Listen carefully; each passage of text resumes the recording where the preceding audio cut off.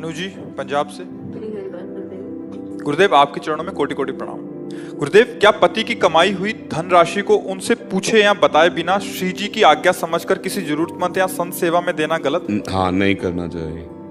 दोनों की सहमति होनी चाहिए। पति की कमाई हो या आपकी भी कमाई हो। जैसे मान लो आप भी नौकरी कर रहे हो, तो माताएं बहनें भी नौकरी करती हैं, तो आपने दोनों ने हाथ मिलाया है ना। पाणी ग्रहण का मतलब क्या होता है? देखो, अगर ठीक से चलोगे तो तुम्हारा ये भी जीवन मंगलमय होगा और परिणाम भी मंगलमय होगा। पति जब वर्ण कर लिया तो उसे साक्षात भगवान समझो, और पत्नी जब हमारे शरण में हो गई तो उसे अपने प्राण समझो। पति को चाहिए अपनी पत्नी को प्राणवत पोषण करे, और पत्नी को चाहिए पति को अपना भगवान समझे। तो अब हमारे लिए हमारे पति से बढ़कर कोई भगवान नहीं है। तो अगर हमारे भगवान चाहते हैं कि इनको 100 रुपया दे दो तो हम देंगे, नहीं, हमारा कोई धर्म नहीं है। हमारा धर्म है एकमात्र पति की आज्ञा में रहना, और पति को चाहिए कि जैसे हम अपने प्राणों का पोषण करते हैं ना, ऐसे पत्नी को दुलार करे। पर अब आजकल जो है इन सब बातों को कोई न सुन रहा है न समझ रहा है, और अपने पति को, आपका एक ही धर्म एक व्रत नेमा, काय वचन मन पति पद प्रेमा। देखो, जब हम मंदिर में भगवान की भावना करते हैं, हम छवि में भगवान की भावना करते हैं, तो अगर हम अपने पति में भगवान की भावना कर ले तो हमें किसको दान देना है? पति की आज्ञा हो तो कर रहे हैं, नहीं तो हमारे पति हमारे लिए भगवान है। उनको खिलाओ पिलाओ, उनकी सेवा करो, उनके भाव से चलो, सच्ची मानो, सब में भगवान है। जहां आप भगवत भाव करोगे वहीं से। अब पति तो प्यासे बैठे हैं, बोले रुको शंकर जी में जल चढ़ा के आ रहे। अब भला शंकर जी जल पिएंगे? नहीं, तुम्हारे इस समय परम शिव पति आ गए हैं, अब इनको पवाओ। पवाने के बाद समय मिले तो वहां भी चली जाओ अगर आज्ञा हो, और ना हो तो सच्ची मानो जाने की नहीं जरूरत है। पति साक्षात भगवान है, ऐसी भावना से। तो ऐसा, क्योंकि जैसे अगर आपने दिया और उनका कुछ विचार कहीं और लगाने का था और उनको पता चला, असंतुष्ट हुए, फिर आपसे वो कड़वा बोले, फिर आपस में मन मुटाव हुआ, तो उस क्रिया का फल सही नहीं हुआ ना। इसका मतलब वो क्रिया सही नहीं हुई। क्रिया का फल जो आनंद वर्धन करने वाला हो वो उसी को सही माना जाता है। इसलिए हमारी बात तो यही है कि दोनों एक दूसरे की सहमति से ही धर्म कार्य या और कोई भी कार्य, दोनों एक दूसरे की सहमति से करें। ज्योति कृष्णा जी हरिद्वार से। महाराज जी प्रणाम। बाबा जी, पिछली बार मेरा ये प्रश्न था कि कॉलेज में गलत माहौल होते हुए भी और बच्चों से बात करते करते मैं नाम जप कैसे कर सकता हूँ। आप मुझसे बहुत प्रसन्न हुए थे, इससे मेरी श्री जी का भजन और उनके प्राप्त करने की इच्छा और दृढ़ हुई। बाबा जी, मैं कॉलेज में संगीत भी सीखता हूँ। बाबा जी, इसमें चकाचौंध और सभी की तारीफें बहुत मिलती हैं। मैं इन सब चीजों में ना फंसूं और संगीत में श्री जी से को कैसे जोड़ूं? संगीत पहली बात तो है कि सावधानी रखनी कि जो संगीत सेवा है इसका प्रभाव होता है हृदय को द्रवित करना, हृदय को द्रवित करना। इसमें बहुत सावधानी से शब्द सुनना। काम को बहुत बड़ा अवसर मिलता है, प्रेम में भी ये सहयोगी है और काम में भी ये बहुत ही प्रेरणा प्रदान करने वाला है। प्रेम में भी जैसे मीरा जी, बड़े बड़े महापुरुष, नारद जी, वीणा, करताल, मृदंग, ढप, बहुत से संगीत ऐसे जो प्रेमी महाभागवतों ने भगवान को रिझाया। ये आनंद वर्धन करने वाला होता है संगीत। लेकिन जब हमारी स्थिति विषयों की तरफ होती है तो ये विषय आनंद का वर्धन करता है। इससे विषय भोग की प्रवृत्ति बढ़ती है, विषय भोग का आकर्षण होता है, और वो विषय आप लौकिक उन्नति को प्रधान मानने लगेंगे, और विषय सेवन में आपको अहंकार के कारण प्रियता बढ़ती चली जाएगी, और आपका संगीत जिस लिए था वो उद्देश्य नष्ट हो जाएगा। 4 लोग वाहवाही करके, प्रशंसा करके आपके अहंकार को पुष्ट कर सकते हैं, तो उससे आपको क्या मिलेगा? हृदय असंतुष्ट है और बाहर से लोग वाहवाही कर रहे हैं, तो फायदा क्या हुआ?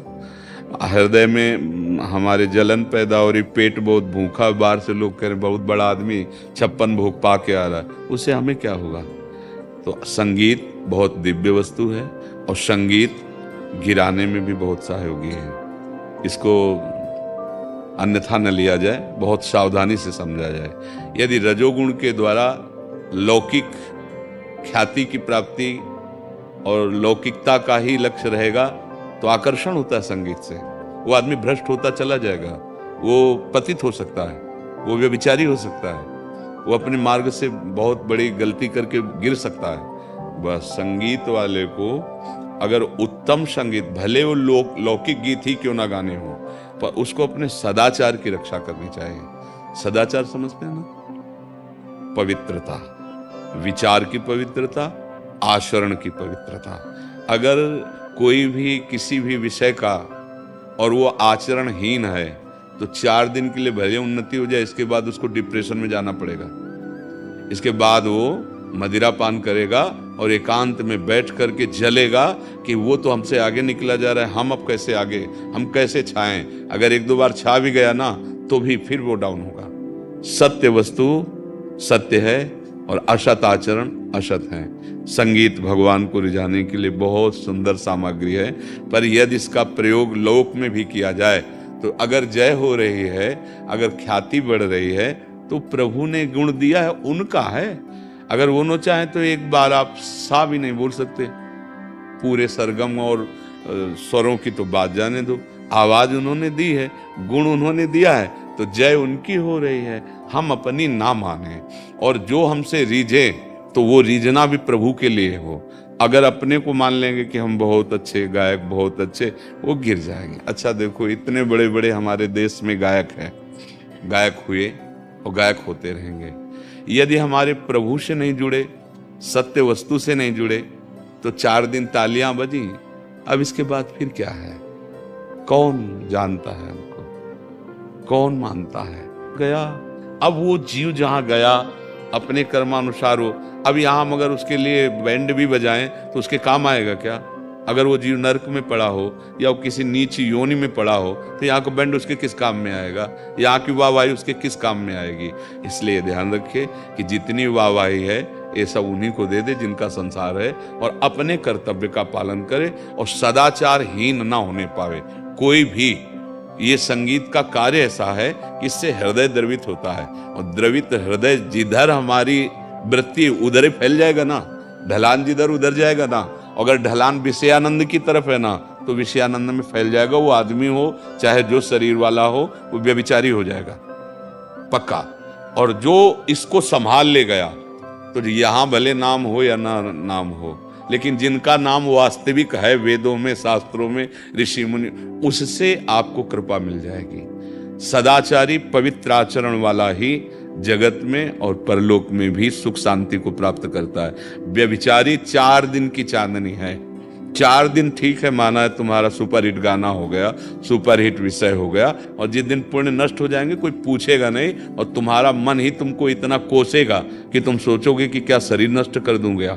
ऐसी जलन पैदा हो जाएगी। और घटनाएं हो रही हैं, सुन भी लो, देख भी लो। क्यों? क्योंकि सुकृत है तब तक तो ठीक है। जिस दिन दुष्कृत का नंबर लगा, वो वर्तमान का दुष्कृत और जो जमा दुष्कृत वो नष्ट कर देगा। इसलिए बच्चा, सबको चाहिए चरित्र को संभाल ले।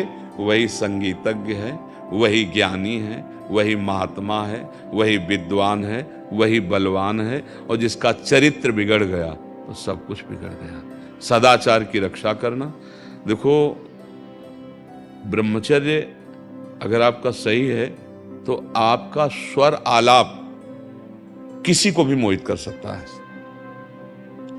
आप अपने देश के सबसे बड़ी गायिका, अगर उनके जीवन चरित्र में अंदर प्रवेश करके देखो तो एक ब्रह्मचारिणी थी, कभी भी उसने विषय सेवन नहीं किया। तो वृद्धावस्था में भी कोकिल बहनी रही है, कोकिल बहनी। कभी वो बहुत संत थी, भले लौकिक गीत गाई थी, पर हमारी भावना उनके प्रति संत भावना है, क्योंकि वो जितेंद्री थी, विषय सेवन नहीं थी। तो वृद्धावस्था में भी जब वो, कोई भी ऐसा विश्व में नहीं है कि उनकी आवाज से एक बार प्रभावित ना हो जाए। ये सदाचार का प्रभाव है, ये संयम का प्रभाव है। तो अगर गाना ही है तो भगवान को प्रधान रखना कि सबके हृदयों में आप ही बैठे हो नाथ। और चरित्र पवित्र रखना।